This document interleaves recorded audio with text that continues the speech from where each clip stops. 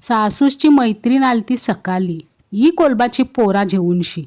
कोलबाची पोरा म्हणजे काय तर यो कोलीम हो. कोलबीची छोटी छोटी पिल्ला असतात त्याला आम्ही कोलीम बोलतो.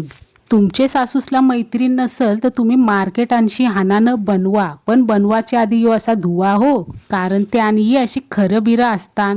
क्वचित कधीतरी प्लास्टिकचा तुकडा बिकरा असतं, म्हणून नीट चालणीन टाकून तो धुवूनशी जेवाचा हो, न चालणीनच धुवाचा, नाही तर सगळा कोलीम जाईल पाऊनशी. म्हणून मस्तपैकी चालणीन धुवून जेवाचा. धुवून निथलाला ठेवाचा आणि एकीकडं पका कांदा कापाचा. कोलीम जुरुसाच असतं ना, महागू असतं. करेलीन तेल तापला का त्यान देवाचा कांदा ढकलून.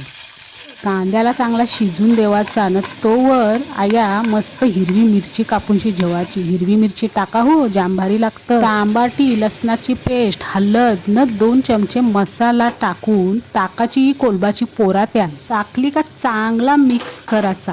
यो काला कोलीम हाय हो न चवीला यो जाम भारी असतं. मार्केटांची कदातरी हाणून शिपा. वाफेवर शिजवायला ठेवाचा 5-7 मिनिटं.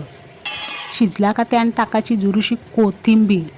पण अजून यो पुरा शिजला नाही हो, अजून 5-7 मिनिटं असाच ठेवाचा. जुरूसा करेलीला चिकटून देवाचा, म्हणजे करपून देवाचा हो, बरा लागतं. भाकरीशी खावाला बसलू न सगळ्यांसाठी वारला न एक अंडा केला सगळ्यांच्यासाठी. सासूसच्या मैत्रिणीला बोलणार होतो, जुरूसा जास्त तरी देवाची होतीस, म्हणजे पुरवठा झाला असता, पण हसो प्रेमाने दिलाय तर कशाला बोलाचा. खावाचा गुपचूप न तुम्ही सबस्क्राईब करूनच जावाचा हो.